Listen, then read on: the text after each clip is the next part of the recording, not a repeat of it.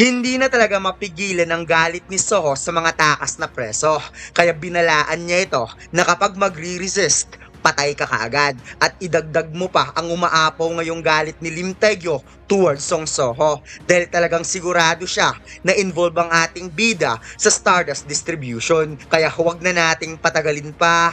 Let's go! And please like and subscribe sa ating YouTube channel mga lods at mag-follow sa ating Facebook page. Salamat!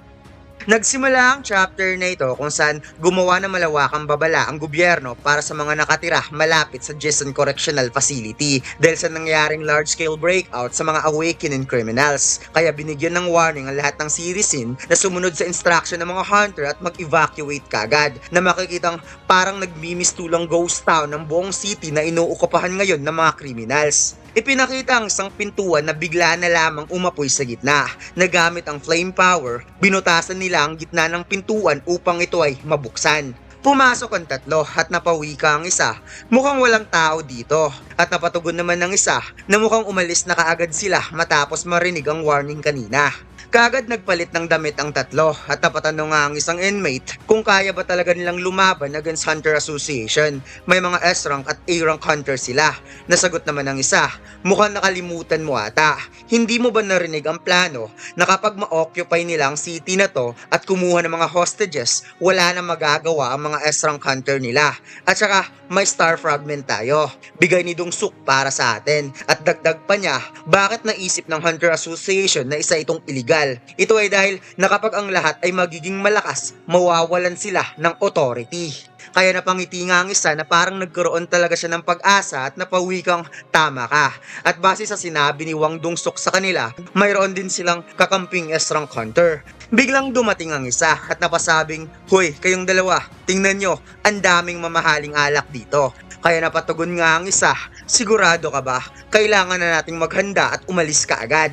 Ngunit sinabi niya, "Bro, may mga 30 years makalan dito." Kaya kaagad pumasok ang dalawa at napa-holy shit, mukhang mamahalin nga talaga yan. Hindi natin yan pwedeng iiwan. Samantalang may bata pala na naiwan sa loob ng bahay na ngayon ay kasalukuyang nagtatago sa closet habang lumuluha at mayroon siyang tinitext ngunit bigla na lamang siyang napahinto nang nagkaroon ng anino sa harapan niya kung saan biglang binuksan ng kriminal ang closet at ipinakita ang napaka-creepy niyang muka at napasabing, "Bata, gusto mo bang samahan kaming uminom ng alak?" Pagkatapos, ipinakita ang mala-impyernong city na nasa harap ngayon ni Wang Dong-suk at nagkaroon nga ng matinding laban sa pagitan ng mga hunter at sa mga takas na preso kung saan parang mga adik ang mga ito na mayroon talagang matinding pagnanasang pumatay na makikitang walang kaawa-awang sinaksak ang hunter sa dibdib para wakasan ng buhay.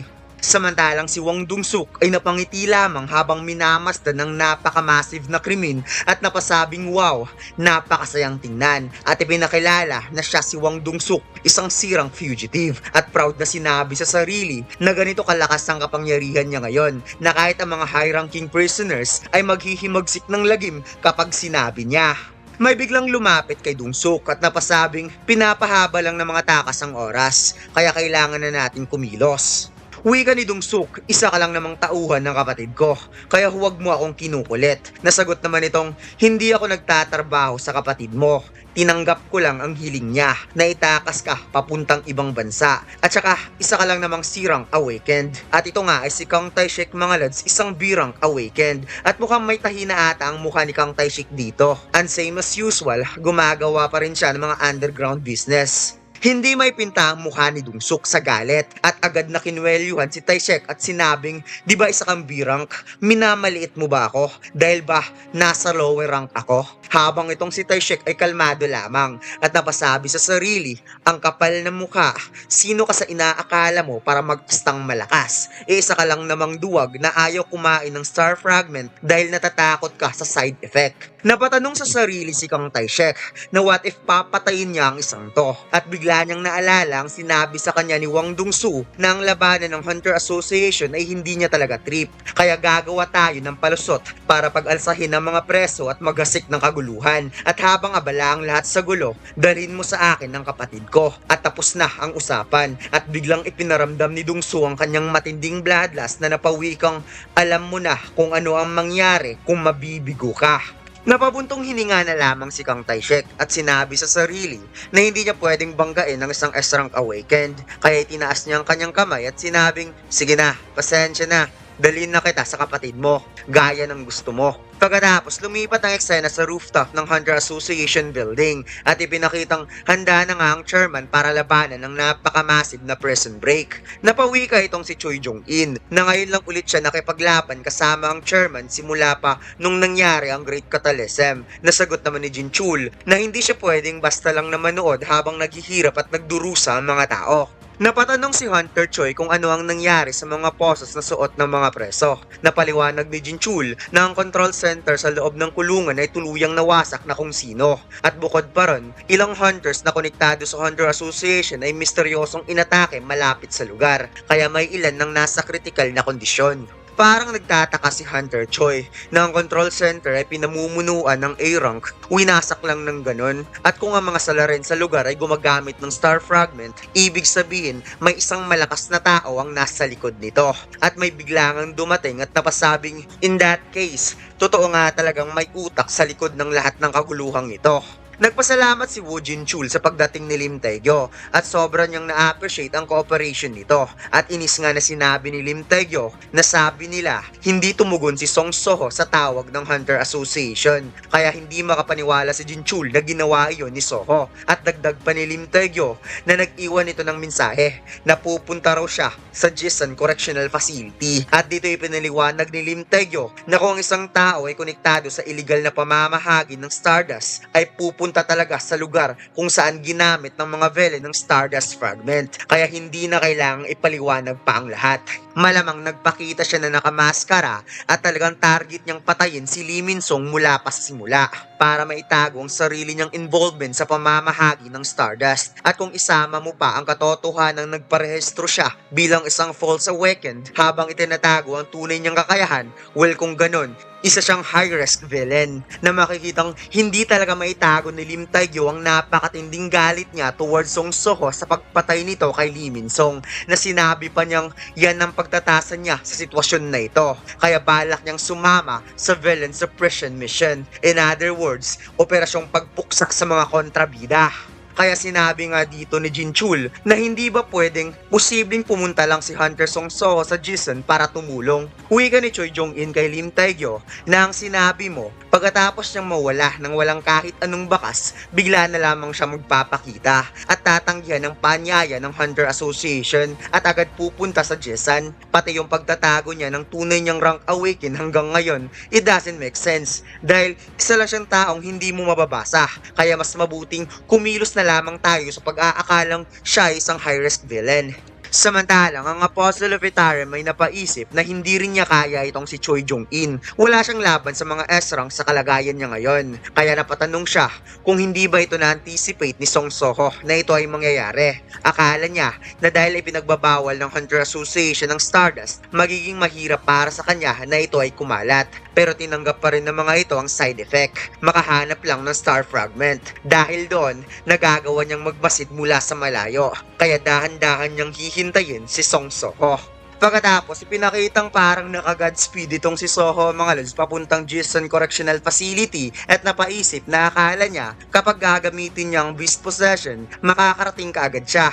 Kaya sinabi na lamang niyang kaunting tiis pa Gray na makikitang napaluhan na nga itong si Gray mapanatili lang ang lakas niya. Nag-ala werewolf moment ang ating bida na tumalon ng napakataas at pinagmasdan ang mala impyernong city dahil sa dami ng apoy na kumalat. At dito'y bigla na lamang narinig ni Soho ang kasuklam-suklam na kaganapan sa buong syudad kung paano pinatay ng mga kriminal ang mga inusinting tao, na talagang narinig niya kung paano ito sumisigaw para kaawaan at huwag lang bawiin ng kanilang buhay. Kaya napangisngis na lamang ang ating bida sa galit nang narinig ang tunog ng mga taong namamatay. Realizing na ito ay dahil sa kanyang band skill, kaya mas tumitindi ang pandinig na naririnig niya ngayon.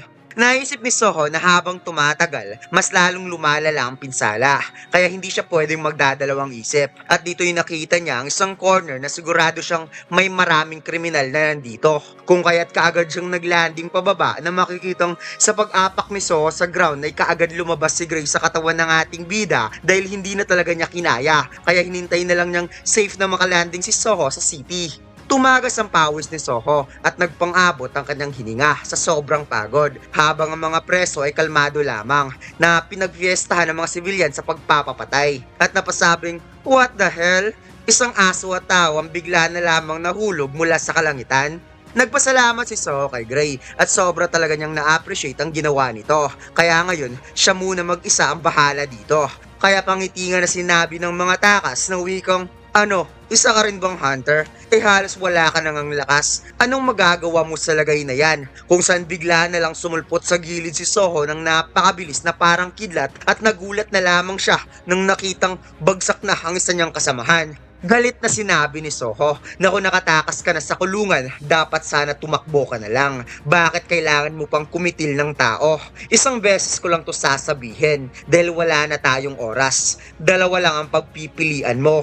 Either quietly pass out or resist and die. At may theory kaagad ang mga fan mga lods patungkol sa gunlet na suot ni Soho sa new cover page ng Season 2 na probably isang hero grade gunlet.